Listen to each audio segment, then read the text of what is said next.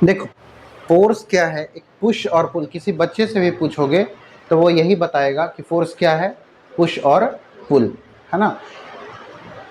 मतलब किसी चीज को धकेलना या किसी चीज को अपनी ओर खींचना फोर्स है। कॉन्सेप्ट क्या है इसका कि the force is based on the fact that on effort. Effort मतलब कोशिश करना, या तो हम किसी चीज को धक्का दें या उसको अपनी ओर खींचें, एफर्ट लगा रहे हो। Is applied, effort is applied on the body. किसी बॉडी पर अगर हम अपना एफर्ट लगा रहे हैं, क्यों लगाया जा रहा है? To change its state. इसका जो स्टेट है उसको चेंज करने के लिए। स्टेट का मतलब कि वो स्टेशनरी है। स्टेशनरी स्टेट को थोड़ा सा इफेक्ट से समझ जाओगे। इफेक्ट मतलब कि फोर्स से इफेक्ट क्या क्या हो सकता है, फोर्स से चेंजिंग क्या क्या हो सकता है किसी बॉडी में। तो क्या हो सकता है कि इट में मूव स्टेशनरी बॉडी। किसी स्टेशनरी बॉडी का मतलब किसी रुका हुआ कोई ऑब्जेक्ट है, ठीक है, कोई ऑब्जेक्ट जो रुका हुआ है अपनी जगह पर स्थिर है, उसको इट में मूव स्टेशनरी बॉडी। इट में स्टॉप ए मूविंग बॉडी। एक मूविंग बॉडी को ये स्टॉप कर सकता है। कोई बॉडी चल रही है, मोशन में है ना, तो उसको स्टॉप कर सकता है, या अगर रुकी हुई है तो उसको मोशन में ला सकता है, मूव करा सकता है। It can change the speed of a moving body. अगर कोई मूविंग बॉडी है, पहले से मूविंग है, तो उसको क्या कर सकता है, उसके स्पीड को चेंज कर सकता है ना। रुकी हुई है तो उसको मूव करा सकता है। कोई चीज़ रुका हुआ है तो उसको हम पुश करेंगे, धकेल देंगे, तो क्या होगा, मूव करेगा। अगर वो ऑलरेडी मूव कर रहा है तो उसको हम अगर फोर्स लगाए, फोर्स लगाने से क्या होगा, रुक जाएगा। अगर स्पीड में है या फिर मूविंग बॉडी है ना, मूविंग बॉडी है, तो अगर हम उसको और थोड़ा सा पुश कर दें, देखते हैं फुटबॉल जब खेला जाता है तो फुटबॉलर क्या करता है, मूविंग बॉल को एक बार और पैर से मारता है, वो और ज़्यादा मूव कर जाता है, उसका स्पीड में चेंज हो जाता है। या क्रिकेट जब खेलते हैं तो बॉलर जो है जब वो बॉल फेंकता है तो बैट्समैन क्या करता है, उसको हिट करता है। हिट करने में एक तो उसका स्पीड चेंज होगा, फिर अगर अच्छा बैट से हिट करेगा तो उसका डायरेक्शन भी चेंज होगा, फिर हाँ शेप और साइज चेंज कर सकता है। उसको हम खींच दें तो उसका साइज बदल जाएगा, उसको दबा दें उसका साइज बदल जाएगा, उसका आकार बदल सकता है। साइज मतलब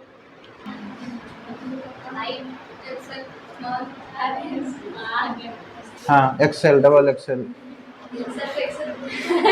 Surf excel, size and shape. हमको भी नहीं आता है, तुम लोग को आता हो तो बता देना। Force external effort. अच्छा, अब आगे कहता है, मतलब इतने बातों से हम ये समझ सकते हैं कि फोर्स को डिफाइन कैसे कर सकते हैं।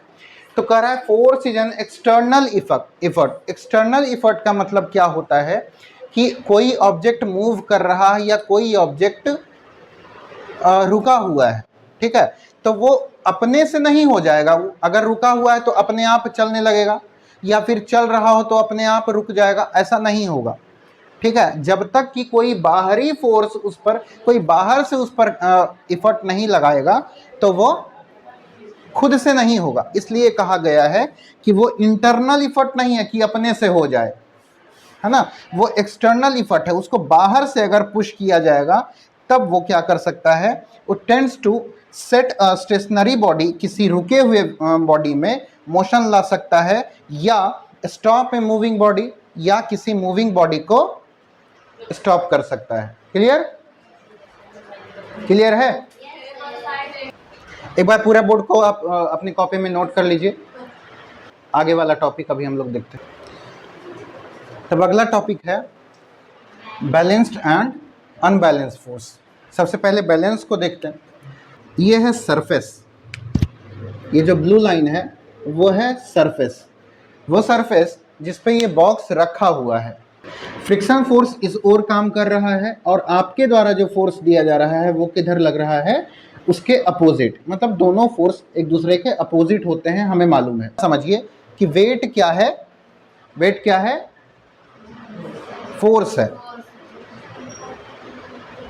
तो जो फोर्स है, जो वेट है, वो किधर लगेगा, नीचे की ओर, हम तराजू पर जब किसी चीज को तौलते हैं तो तराजुआ ऊपर रखते हैं कि तराजू नीचे रखते हैं? नीचे, क्योंकि वेट कहाँ बताएगा? नीचे रखने से बताएगा कि वो ऊपर रखने से बताएगा? हम तराजू को उल्टा करके किसी चीज को तौल सकते हैं? नहीं। क्यों? क्योंकि जो ऑब्जेक्ट है उसका पूरा का पूरा वजन जब तक वेट मशीन पर नहीं आएगा तब तक वो वेट पूरा नहीं आएगा। आएगा नहीं। तो बैलेंस फोर्स क्या होता है कि जब रिजल्टेंट फोर्स जीरो हो जाए। अब रिजल्टेंट फोर्स को समझना। रिजल्टेंट फोर्स क्या होता है कि देखो, ये एक फोर्स इधर लग रहा है और दूसरा फोर्स इधर लग रहा है। ये दोनों फोर्स जो होंगे वो इक्वल होंगे। मतलब आप इसको जितना पुश इधर कर रहे हैं उतना ही पुश इसको इधर भी कर रहा है फ्रिक्शन। और जितना ग्रेविटी जितना फोर्स से इसको खींच रही है, अर्थ का ग्रेविटेशनल फोर्स इस पर जितना काम कर रहा है उतना ही फोर्स ये सरफेस भी इसको ऊपर की ओर लगा रहा है। जब ऑब्जेक्ट क्या हो, ना ऊपर मूव करे। देखो, अगर फोर्स नॉर्मल फोर्स ज्यादा हो जाता, मतलब नॉर्मल फोर्स ज्यादा होने का मतलब क्या था कि ये जो सरफेस है इसको धकेल देता ऊपर तो ऑब्जेक्ट उड़ जाता, है ना? ऐसा तो हुआ नहीं। ऑब्जेक्ट अपने पोजीशन पर, अपने सरफेस पर टिका हुआ है।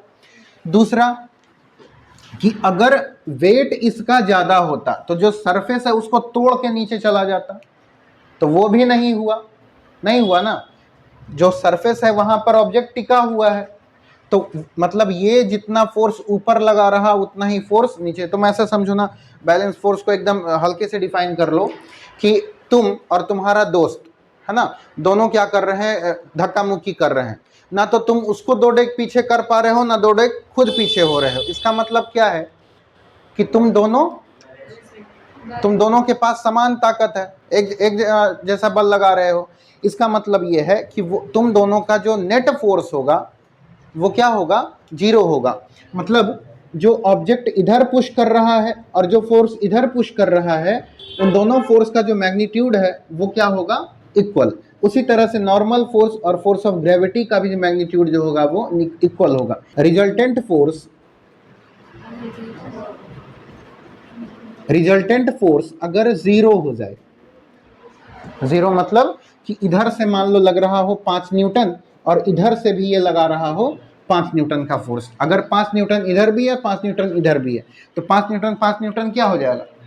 लेकिन डायरेक्शन क्या है इसका? इधर, अगर इधर हम पॉजिटिव ले और इधर निगेटिव लेंगे, अगर डायरेक्शन सेम है तो एक साइन लेंगे, लेकिन डायरेक्शन अपोजिट है तो साइन क्या लेंगे? अपोजिट। जब डायरेक्शन अपोजिट तो साइन भी अपोजिट। तो इधर का फोर्स पॉजिटिव लिए और इधर का फोर्स नेगेटिव, तो कितना हो जाएगा? देखो, रिजल्टेंट फोर्स 5n-5 न्यूटन बराबर 0। तो 0 न्यूटन जो आ रहा है वो क्या हो गया? Resultant force. तो 0 अगर हो गया रिजल्टेंट फोर्स तो उस तरह के फोर्स को हम कहते हैं बैलेंस फोर्स। इसमें ऑब्जेक्ट क्या होगा? मूव नहीं कर पाएगा, अपने ही प्लेस पर टिका हुआ रहेगा। देखो यहां लिखा हुआ है कि balance forces can not change the position of rest of a body. अगर बॉडी रेस्ट में है तो उसका पोजीशन वो चेंज नहीं कर सकता है। और ऑफ यूनिफॉर्म मोशन, या अगर मोशन में है तो उसको भी वो चेंज नहीं कर सकता है, जिस मोशन में है उसी मोशन में रहेगा। समझ गए? और the direction of the motion of the body, ऐसा समझिए कि कोई ऑब्जेक्ट ढुलक रहा है, ठीक है? अगर वो ढुल रहा हो तो जब तक उसको आप एक्स्ट्रा पुश नहीं करेंगे तो उसमें मोशन आएगा। वो जिस स्पीड से जा रहा है उसका अपना स्पीड है ना, जिस पे स्पीड से वो निकला है। अब बीच में जब तक उसको कोई धकेलेगा नहीं तब तक उसका स्पीड चेंज नहीं करेगा। उसी को तो यूनिफॉर्म मोशन कहते हैं कि एक समान मोशन में चल रहा हो तो यूनिफॉर्म मोशन बोलते हैं, जब तक उसका स्पीड चेंज, मोशन चेंज नहीं करेगा। या the direction of motion of the body, और अगर बॉडी का जो डायरेक्शन है वो चेंज नहीं हो, अगर डायरेक्शन भी चेंज नहीं हो रहा है और यूनिफॉर्म मोशन भी है, पोजीशन भी चेंज नहीं कर रहा है, तो उसी तरह के फोर्स को हम बोलते हैं बैलेंस फोर्स। दूसरा पॉइंट क्या है? दीज फोर्सेस में चेंज द साइज, लेकिन ऐसा नहीं है कि बैलेंस फोर्स जो होंगे वो किसी ऑब्जेक्ट के साइज और शेप को चेंज नहीं कर सकते हैं। कर सकते हैं। तो बैलेंस फोर्स सिर्फ क्या नहीं कर सकता है, पोजीशन को चेंज नहीं कर सकता, यूनिफॉर्म मोशन को नहीं बदल सकता है, और उसके डायरेक्शन को चेंज नहीं करेगा, लेकिन वो चेंज कर सकता है उसके साइज को और उसके शेप को। तो बैलेंस फोर्स यही है। कोई डाउट हो तो बताना। और अगला टॉपिक में हम लोग देखेंगे अनबैलेंस फोर्स क्या होता है। ठीक है।